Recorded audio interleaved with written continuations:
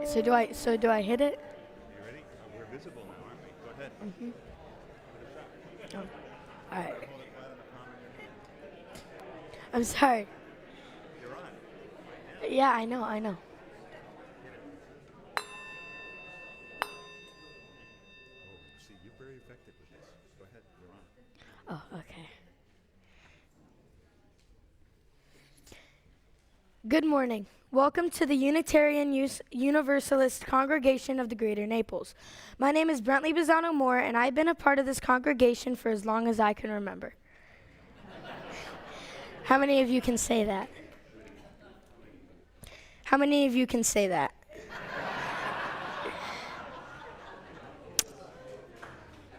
Thank you to all the people joining us, whether you are here in the sanctuary, watching us on Facebook Live, or sitting on our pavilion. We are no less grateful if you have found the time to watch our recorded services on Facebook or YouTube. Is anyone joining us for the first time today? No? Okay. If you're new to our congregation, please know that our goal here at UUCGN is to make you feel welcome and help you find ways to connect. This weekend marks the beginning of a school vacation week, so some of our families will be going away. And some of us who are still around have decided to join you here in the sanctuary today. To check things out and make sure you're having as much fun here as we have been down in the religious exploration wing. If you'd like to learn more about what we usually do on Sundays, or if you'd like to volunteer with us kids, talk to my mom in the service. You may not have thought of this before, and you may not have thought about this that much, but I'm here to remind you that us kids are your future. Now it's time to take a deep breath and settle ourselves into this time of worship with our morning's prelude.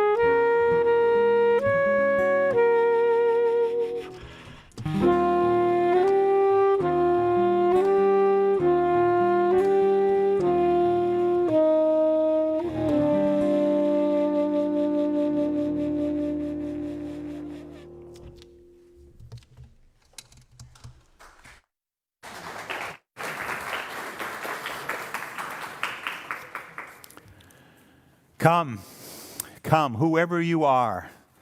Come with your hurts and your imperfections, your places that feel raw and exposed. Come, come, whoever you are. Come with your wild imaginings of a better world. Come with your hopes that it seems no one wants to hear. Wanderer, worshiper, lover of leaving, we will make a place for you. Ours is no caravan of despair. We move together. Come, yet again come. Please join me in the chalice lighting words in the order of service or on the screen, and Brentley will come forward in a minute to light our chalice. May this flame stir our hearts and remind us of our mission to be truly welcoming, to grow in mind and spirit, and to widen the circle of peace, justice, and love.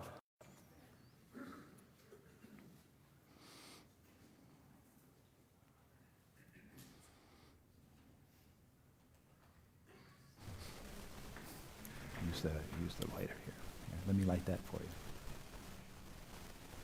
if I can.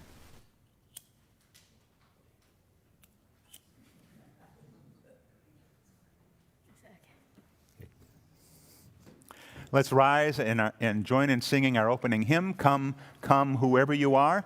We'll do it in a round because you've been so great at rounds lately. So we're going to sing it once together, and then I will lead this side of the sanctuary, and then Sean will lead this side of the sanctuary, and we'll see if we can just blow the roof off today. We'll see what happens. Are we ready?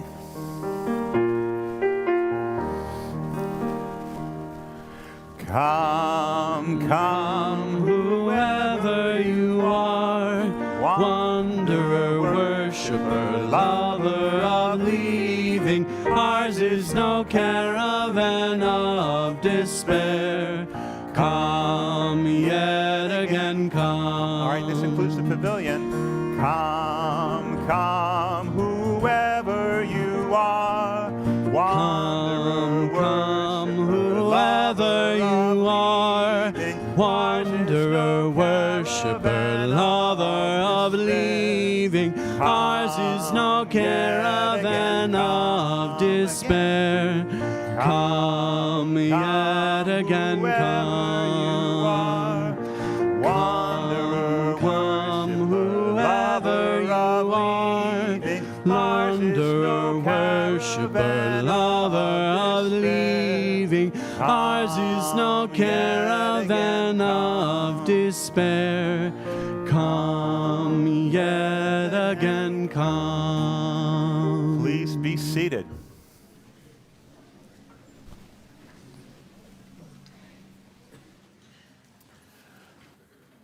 So when we were thinking about this service, Stephanie St. John, our Director of Religious Education here, offered a story for a possibility that we might use if more of the kids are here. But as Brentley said, a lot of the families, this is vacation week here in Collier County and I think in Lee County, so a lot of the families are away.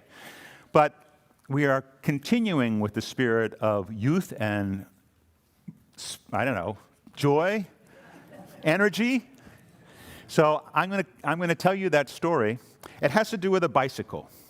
And it is a beautiful red bicycle that's been sitting in a storefront window for a long time. And a boy named Leo has been looking at that bicycle in that window and dreaming of the day that he might be able to buy it. He's been working hard at home. He's been mowing lawns in the neighborhood, shoveling sidewalks when he could in the wintertime.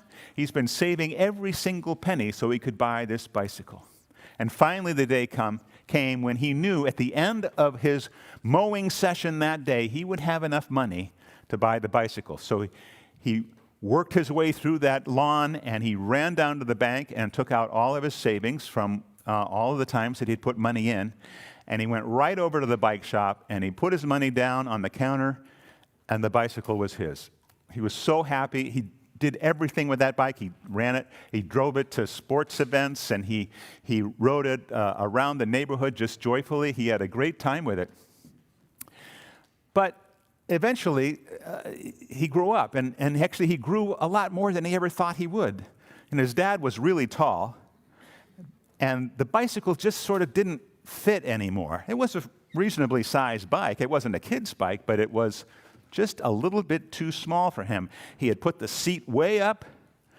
He had sort of done everything he could to make that bike work, but his knees sometimes hit the handlebars when he was pedaling. So he had to figure out what he was going to do with this bicycle. Everybody he knew had a bike, and so he talked to his dad about it, and his dad said, well, maybe you could put it up on the wall of the garage, and we could save it for another time, maybe if you have kids someday. And he said, no, I want it to be used. I want somebody to love it as much as I have. So he went down to the bike store and told the owner of the bike store that he needed a new bike, and she knew exactly how much Leo loved that bicycle. So she said, what are you going to do with the bike? He said, I don't know. I'm not sure. And she said, I have an idea. There's an organization that collects bicycles and sends them overseas to Africa for people to be able to use. Well, right away, Leo had just chills up his body. He said, this is great. And so on a Saturday morning, not long after that, he rode his bike down to a parking lot at a mall, and there was a big truck and a storage container that trucks have on the back of their vehicles, and a whole bunch of people bringing their bikes in. Everybody got instructions as how to take their bike apart and were offered the tools. Leo actually disassembled a number of bicycles that day, and finally it came time to take Big Red apart a little bit, and again, he got that little feeling in his chest that this was the end, but he was sending it off with a lot of love. He took his wheels off, his front wheel off, and he took his pedals off, and he moved that bike, and on that day, over 400 bikes were put into a storage container to be sent overseas. The storage container was trucked to the port where the ship took it on board, and off it sailed to the east coast of Africa, where it landed, and that container was taken off the ship and put on another truck, and that truck was driven into the center of Africa, in Central Africa, where it was unloaded, and the organization put the bikes back together and offered those bikes to women and children who really needed it. And bicycles are a huge, huge thing in other parts of the world. We see them all over the place here. But they are so important in other parts of the world for people to get around and to carry their goods to market. You wouldn't believe how much stuff could be loaded on a bicycle and carted to market. Well, Aliceta was a young girl who was being raised by her grandmother, and they were at the place where the bicycles were put together and then put out for people to choose. And they did it in turns on a lottery basis. And so Aliceta was able to choose this red bike that she thought was beautiful, and she did that. And she and her grandmother took it home, and they began to use it. She could ride down the lane to their little plot of land and scare off the birds in the morning so that the birds didn't eat all their seed in their sorghum patch. And she could take her young brother to school on a morning. She could take what they grew and maybe some of the things she made and take them to market to sell. It was such an important thing. In fact, it worked so well, and her brother was growing up, that they thought they could get another bicycle. They saved enough money to do that. And so Aliceta went back to the place where she got this first bike and found another green bike, another beautiful bike, and brought it home.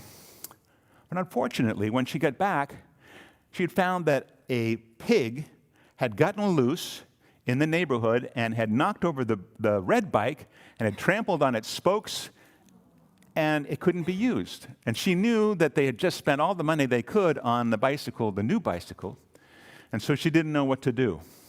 So it sat in the backyard for a little bit until one day a man came along in a pickup truck and was looking for bicycles. They needed bicycles to use at a local clinic to use to pull little carts behind them as an ambulance. That's what they do. They have bicycle and they pull a little red cart behind them that has a seat for somebody who's sick or has been injured that can be taken to a local clinic. So Aliceta told the man that she had a bicycle, but it wasn't in great shape, and the man looked at it and it was really pretty sturdy except for that tire and those spokes. And he said, I think we can fix this.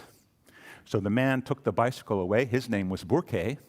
And Burke took the bicycle away and worked on it and got it back into shape and put it into service at the clinic. And for years, the red bike was well known in the whole area for being the wonderful thing that would help people, bring them medicine, but also take people to the clinic who needed it.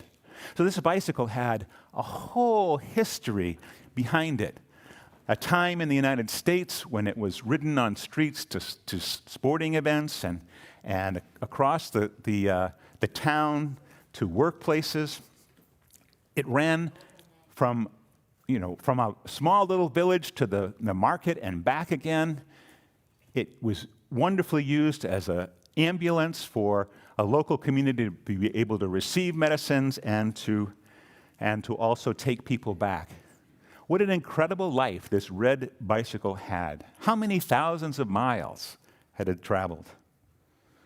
All because people loved the bicycle, wanted it to be useful, and found good uses for it.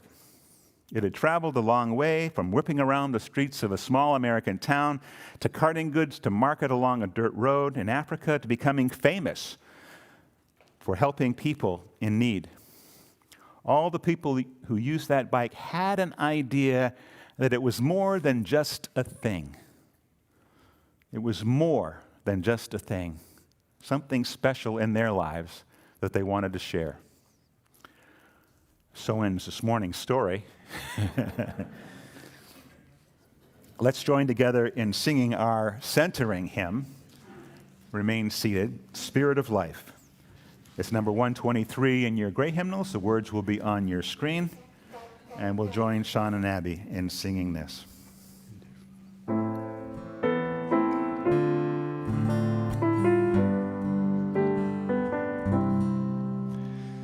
Spirit of life, come unto me.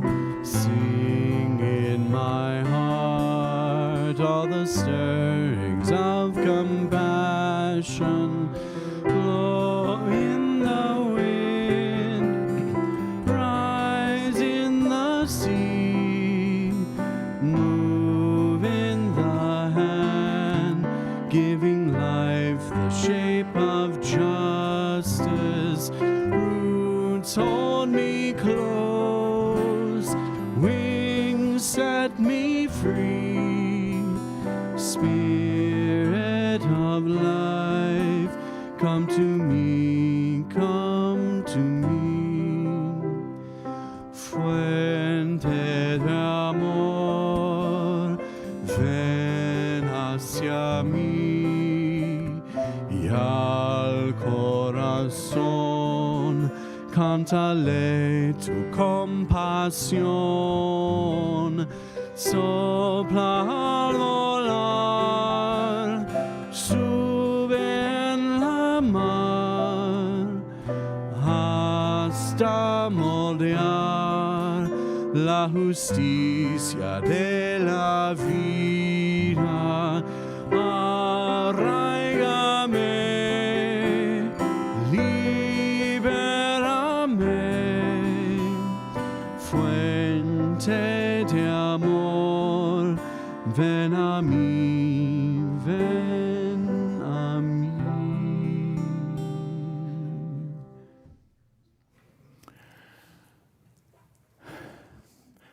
We have great joy today having some of our families with us this morning. I'm grateful for Lara and Simon for handing out the orders of service, and I think they're going to collect the offering and hopefully take it down to the office afterwards. Thankful for Brentley for opening our service this morning, and Luca, who will join us a little bit later. What a great joy it is to be able to welcome them into the sanctuary, this for the first time this year, but not for the last by any stretch. This morning, if you haven't heard, we awoke to the news of another shooting in a nightclub in Colorado Springs, Colorado this time, where 5 people have died and 17 injured at the hands of a shooter. And I wanted us to just take some time and sit with that for a minute and think about the hurt and anger that goes with doing something so heinous. The fact that this society continues to breed that kind of hatred and uncertainty, fear. For those of us who find it hard to understand how something like that can happen, we need to sit with that for a while and think about the ways that we contribute to a culture that divides, separates.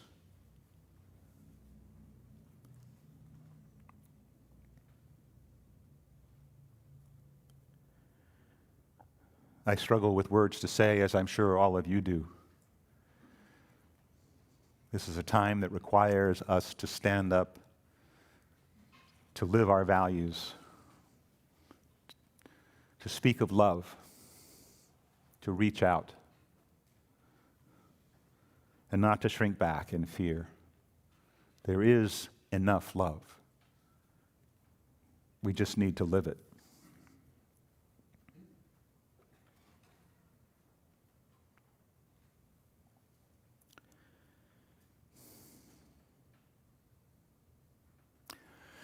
In the coming weeks in our sanctuary here, we'll be celebrating the life of two individuals. I want to remind you of that.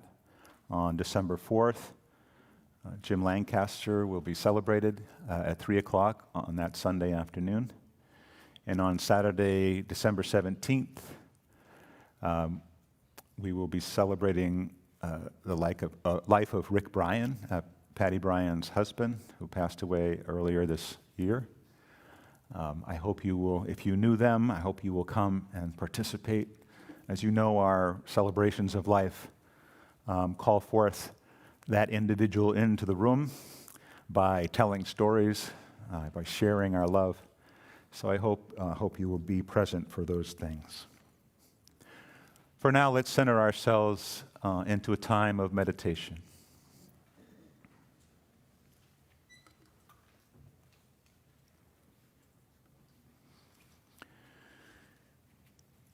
Spirit of life and love,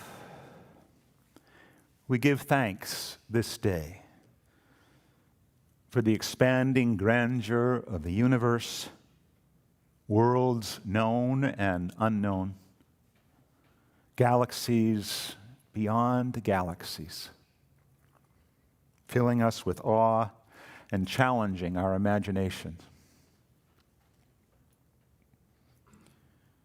We give thanks for this fragile planet Earth, its times and tides, its sunsets and seasons. We give thanks for the joy of human life, its wonders and surprises, its hopes and its achievements. For our human community, our common past and future hope, our oneness transcending all separation, our capacity to work for justice and peace in the midst of hostility and oppression, for high hopes and noble causes, for faith without fanaticism, for understanding of views not shared, for all who have labored and suffered for a fairer world, who have lived so that others might live in dignity and in freedom, for human liberty and sacred rights, for opportunities to change and grow, to affirm and choose. We give thanks this day. With this sense of gratitude and abundance, let us live not by our fears, but by our hopes, not by our words, but by our deeds. let's spend some moments in silence together.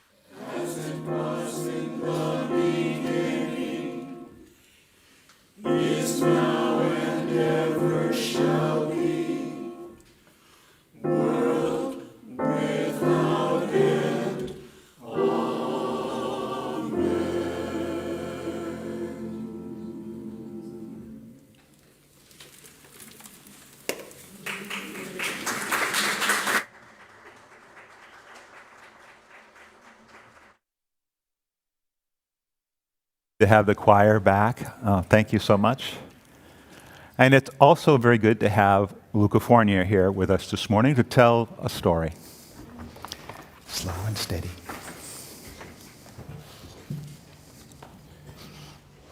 Good morning. My name is Luca Fournier. I've been involved with the Religious Exploration program here for about 3 years now. This year, I am part of the group in Our Whole Lives, known as the OWL program. I also have a bicycle story to tell you this morning. Thank you and enjoy. A few years ago, the the police department of a small city in Oregon held its annual community auction for all the abandoned bicycles that had been found throughout the city during the previous 12 months. Most of the bikes up for bid were probably stolen bikes that had gone unclaimed, and the police hadn't been able to identify their original owners. One of the sergeants in the department acted as an auctioneer, doing a great job talking up each of the bikes and interacting well with the crowd, which is usually pretty good sized. All the money that's made goes to support a local food pantry. So, on a Saturday morning in May, the auction opened with a neon green mountain bike that had some really neat graphics. As the sergeant started up the bidding, a young girl, about the age of 10 or 11, standing close to the front of the crowd, quickly offered a bid of $8. Another bid for $10 was shouted from the back, and the bidding continued until the bike was sold. The next bike, a beautiful blue street bike, was wheeled out, and the bidding began with the young girl, again, offering an opening bid of $8, which was quickly doubled, followed by other bids until this bike was also sold. The pattern continued throughout the morning, with the girl beginning the bid each time with an offer of $8, only to be quickly outbidded. Despite her visible disappointment each time, the girl persisted. Then, the most beautiful bike of the auction so far was wheeled out for all to see. It was a shiny silver 10-speed that looked nearly brand new with its chrome handlebars glistening in the sunlight. Mesmerized, and despite knowing that this bike would surely fetch the highest price of the day, the girl once again shouted her opening bid of $8. Then something remarkable happened. There was silence. Everyone in the crowd who had seen or heard the girl shout out her $8 bid time after time had come to the same conclusion. $8 was all the money she had, and without talking to one another, they had come to a unified decision. As the girl was preparing herself to hear another round of disappointment, the auctioneer called, "I have $8. Do I hear 9? No one spoke. The auctioneer continued, $8. Can I get a 9? Again, there was no response. Bewildered, the girl turned her head and looking back and forth at the now quiet crowd. Then the auctioneer, perhaps sensing what was about to happen, quickly began the countdown. $8 going once, going twice, sold to the young woman in front. The girl could hardly believe her eyes and ears, and with a smile exploding off her face, she stepped forward and in exchange for 8 wrinkly $1 bills, she was handed her new bicycle. The crowd erupted in spontaneous cheer. Sometimes good things just happen. Sometimes we have to work hard to make them happen. Either way, it is helped along by having the attitude that there is hope and goodness to be found. Looking for the people is in good. Looking for the good in people. It's there. It always has been, and it always will be.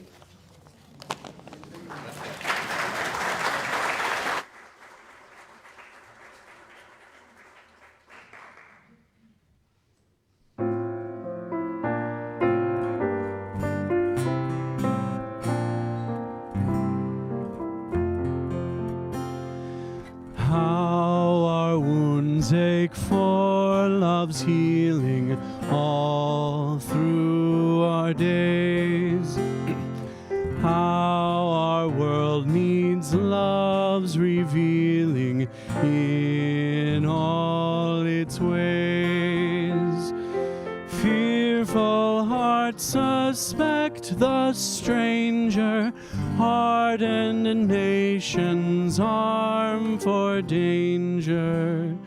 Love lives on, the powerful changer, all through our days.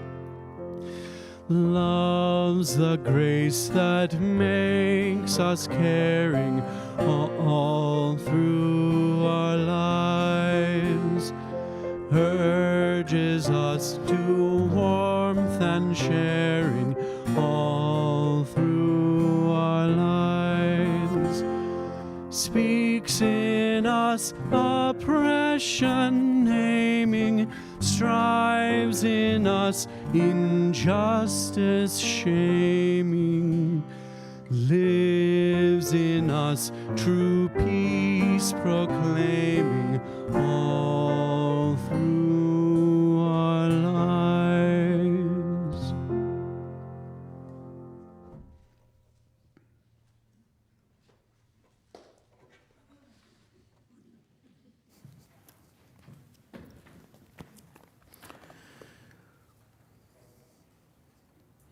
So, you may think this service is about bicycles. But it's not. Oh, I have one more bicycle story to tell you. But it's really about abundance. Abundance is that word we use when we feel like we have all that we need, that we have enough. When we sit at the Thanksgiving table and look at all the food that's there and know that we can't possibly eat all of that together. Or when we're sitting around laughing with friends and just having such a great time, that sense of abundance, of joy, and we wish it could last forever. So that's what I want to talk about, that sense of abundance. What it would feel like to carry that feeling with you every day. Now, in order to talk about abundance, I have to talk about scarcity. Scarcity is when we don't feel like we have what we need, when we don't have enough, when we're yearning for more. We know that people all around the world experience true scarcity, that those times when they don't have enough food to eat, to share with their family, enough water, to be able to do the simple things like cooking and cleaning. I'm not talking about that kind of scarcity. That kind of scarcity exists in the world, and sometimes when we hear about it, we are able to sort of give to organizations that can make a difference in people's lives. We wish we could do more, and sometimes some of us actually are able to contribute more directly. But that's not really the kind of scarcity that I wanted to talk about today. I want to talk about the feeling of scarcity that we carry with us even if we have a lot. And this is a very natural thing. Everybody feels it at some point, some sense that there's something that they don't have that they want, or that they have to be really careful because there's not enough. When I was young, so here comes the bicycle stories as a warning. My best friend's name was Paul. And because we went to the same church and we're the same age, we knew each other from before we could remember. Paul had very red hair and a lot of energy, and he got us into trouble a lot. Well, I'm sure I had my share in that as well, but I like to blame it on Paul because he was easy to blame it on. Now, Paul had 3 siblings. He had a brother and 2 sisters, Peter, Penny, and Pam, and Paul, of course. And their pets' names were Perky and Pootie.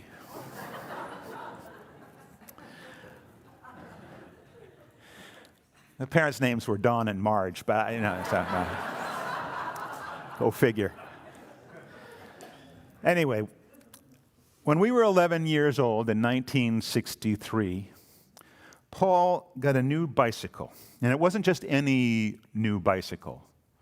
It was a Schwinn Stingray. Sean, could you sort of show the next, Dan, could you show the next slide? Are you there listening? All right. Yeah. A nice orange-colored Stingray with high handlebars and a banana seat. I was jealous. I wanted that bike really bad. Now, just a year before, I had received a new bicycle for my birthday.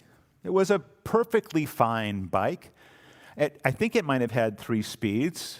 And it was great. It got me around. I had really liked it when I got it. And all of a sudden, that bike was really boring. I wanted another bike. The thought that I didn't have the greatest thing kept me from being completely happy. I thought about that a lot. It may be not a big thing. It might not have been a big thing, but it sort of sat with me. And I yearned for another bicycle, even though I had a perfectly good one. And that itch didn't go away right away. This is how scarcity thinking actually works. You put a few of those little itches together that you really want this, or you really think that that would be good. And all of a sudden, you're not completely happy with the way things are. There's always an itch to have that gadget or want to go that places that other people have gone. It's a feeling of scarcity. Unfortunately, none of this is new for human beings. There are old stories, not about bicycles, but about this kind of thinking from all over the world and from all different religions. The story of Adam and Eve from the Torah, the Hebrew Bible, is one of those. This is a very old story. It was probably really old when it was written down 3,000 years ago or so. And while we don't believe that the story is true, like all stories that have stood the test of time, it has its elements of truth. In this case, here we have Adam and Eve in the Garden of Eden, a lush paradise where they have everything they could ever want, until a serpent suggests there's something more to be had. And from then, all of the stories of the Bible unfold. In fact, on many levels, religious traditions try to deal with the push and pull we feel between a feeling of scarcity and wanting to gain a continuing sense of abundance. The cycle of abundance, if you will. All right, sorry about that.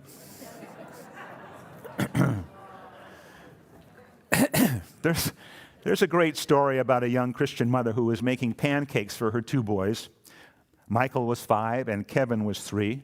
The boys are hungry and they want to be sure that they get their share of the pancakes their mom's making, so they begin to argue about who's going to get the first pancake. Their mother, seeing a great opportunity for a moral lesson, said, "Now, if Jesus were sitting here, he'd be saying, 'Let my brother have the first pancake. I can wait.'" Michael, the older one, thought about this for about a half a second and then turned to his younger brother and said, "Kevin, you be Jesus."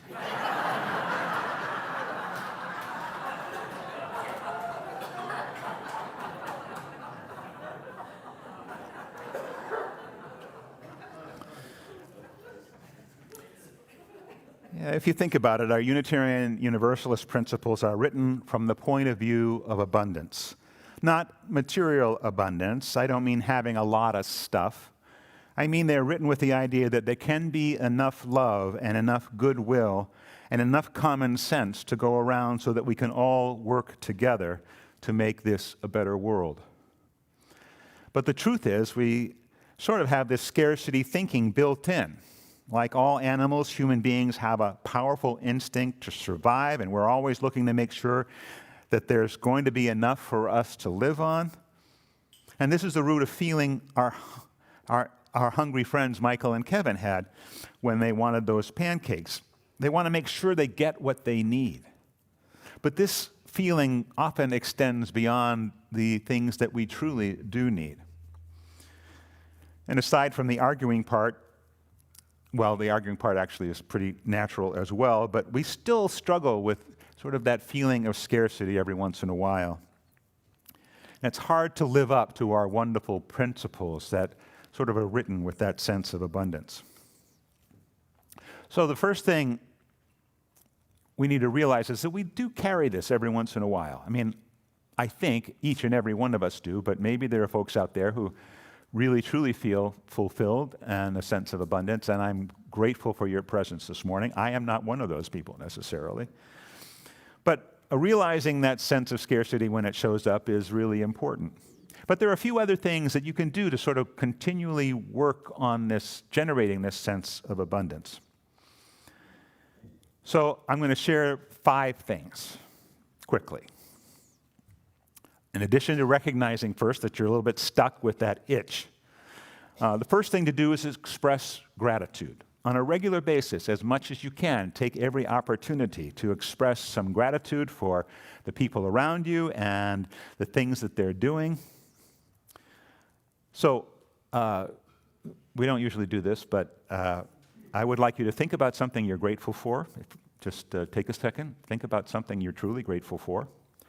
And this is going to be a little messy, but I want you to, at the count of 3, speak that thing out loud right here and right now, okay? You ready? Something you're grateful for.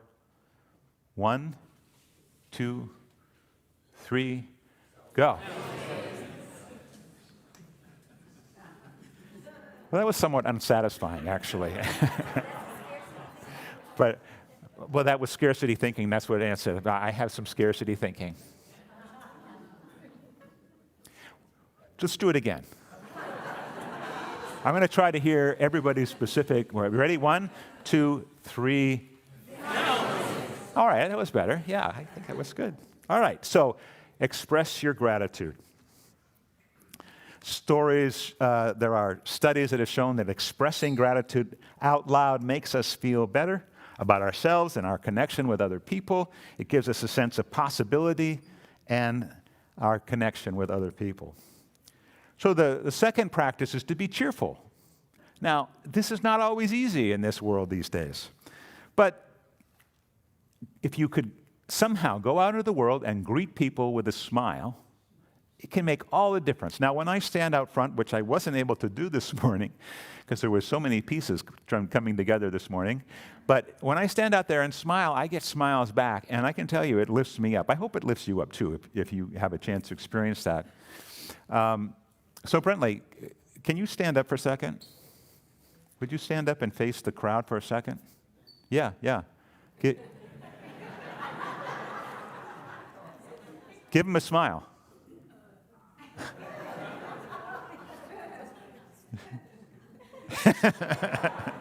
All right, so didn't you...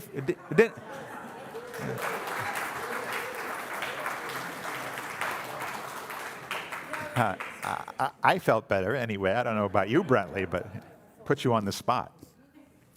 All right. The third thing to offer is very special, and that's the gift of listening. Because we're often wrapped up in our own heads and we don't always do a good job of actually zoning in and listening to somebody, it takes practice to stop and take a breath, and whoever's in front of you, give them your full attention. And not start thinking about what you're going to say next, but just listen. It is an incredible gift, and it is one of those things that's really intangible. If you do this, you are sort of affirming that person in front of you, and it is an incredible, incredible gift. So the gift of listening. The fourth thing is to offer a compliment to somebody. Take the opportunity to offer something. Luca, you did a fabulous job this morning telling the story.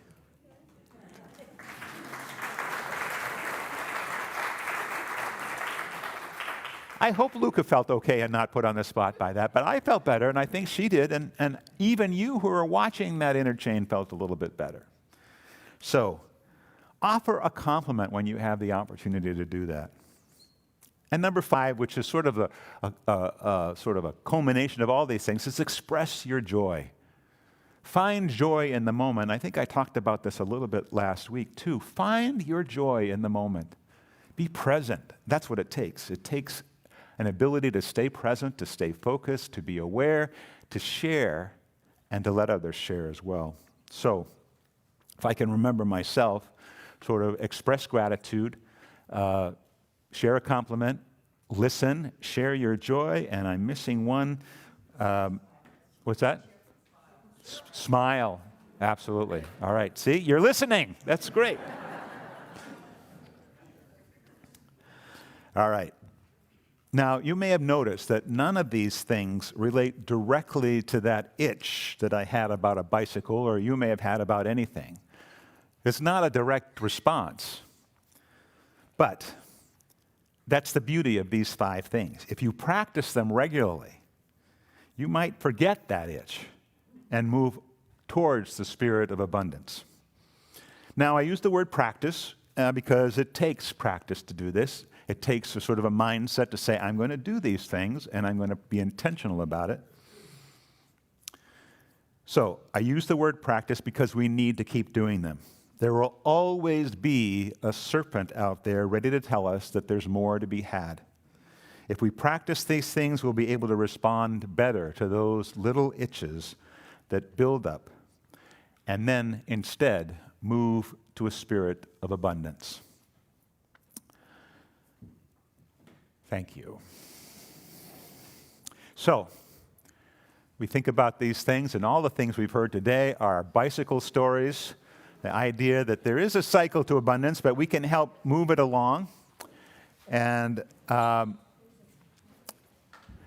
if you would consider the ongoing work of this congregation, everything it does, all the opportunities it provides, I hope that you'll be generous with this morning's offering, which will be gratefully received. You're on.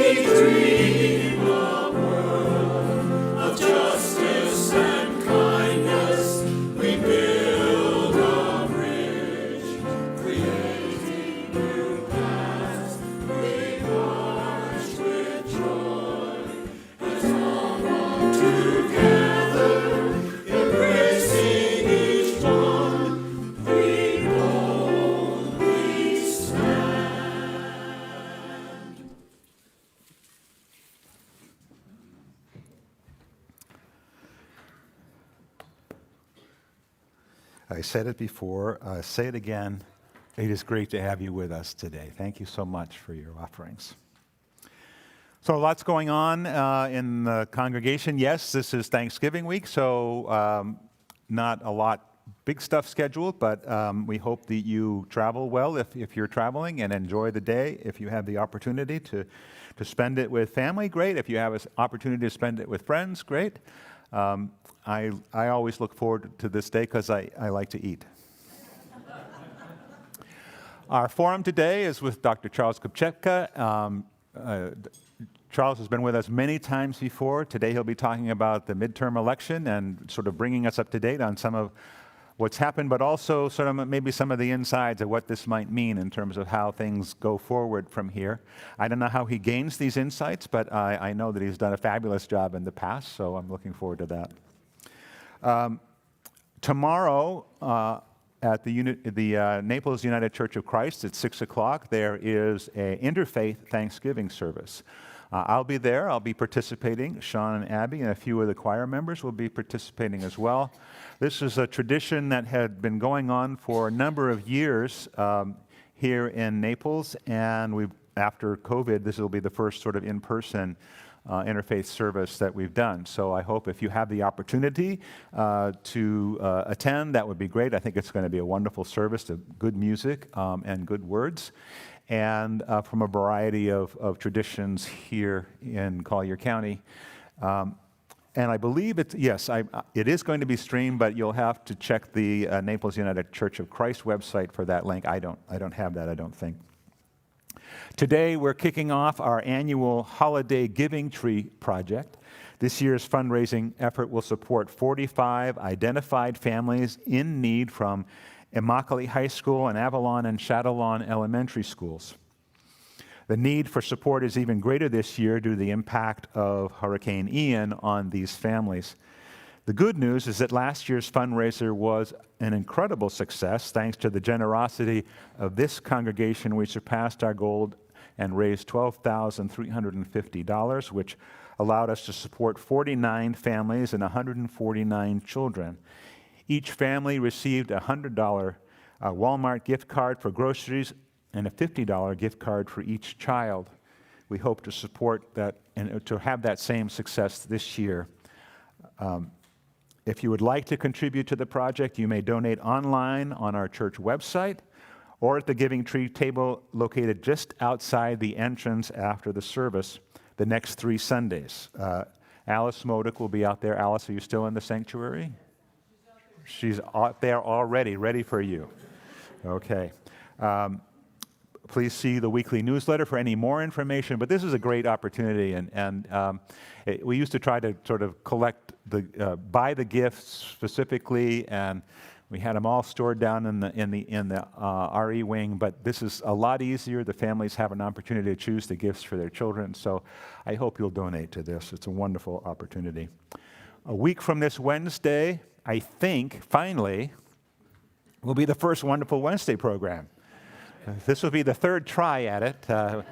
We had a hurricane or a tropical storm, and then the lights went out last Wednesday. And so on Wednesday, November 30th, we will try again. This will be the first of 3 sessions on the practice of Unitarian Universalism. We hope that all of you who signed up before, and there was a good turnout, signed up, will sign up again so that we know how many will be there so that we can help feed you. Wonderful Wednesdays begins with a quiet Vesper service at 5:30, and then we break for a communal meal, and then join together in the program. So I hope you'll join us then. I think that's it for now. Let's rise as you're willing and able to sing our closing hymn, We Give Thanks. The words will be on your screen. There's an extra verse that the composer wrote that is not in the hymnal, so we're going to sing that. We Give Thanks by Wendy Luella Perkins.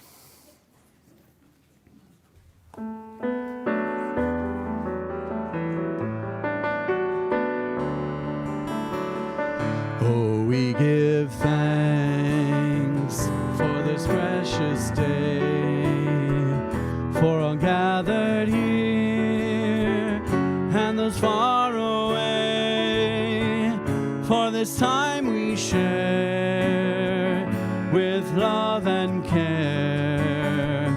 Oh, we give thanks for this precious day. Oh, we give thanks for the old and young, for a time of wonder, joy and fun, for all we cheer as we grow and live. Oh, we give thanks for this present young. Oh, we give thanks for this precious day, for the murdered here and those far away, for this time we share with love and care. Oh, we give thanks for this precious day.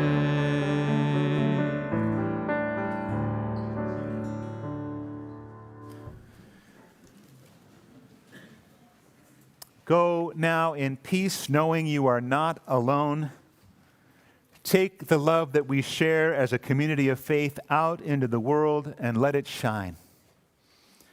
Remember that if we live this life, if we do whatever we need to do, if we welcome everyone, friend and stranger, in the true spirit of thanksgiving, aware of what truly is and what truly can be, life will in turn bless us with its full promise.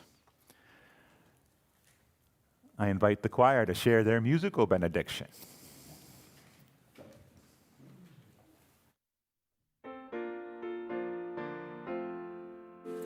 Be the change you want to see in the world. Be the change you want to see in the world. Be the change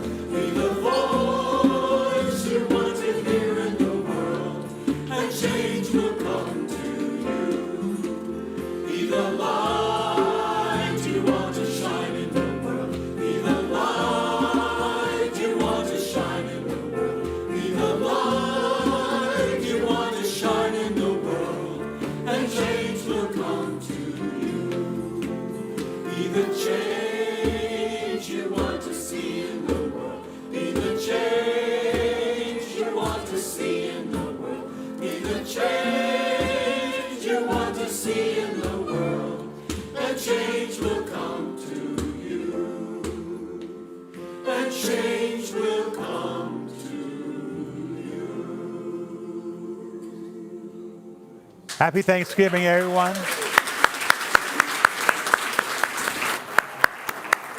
Go in peace, go in love. Have a wonderful day.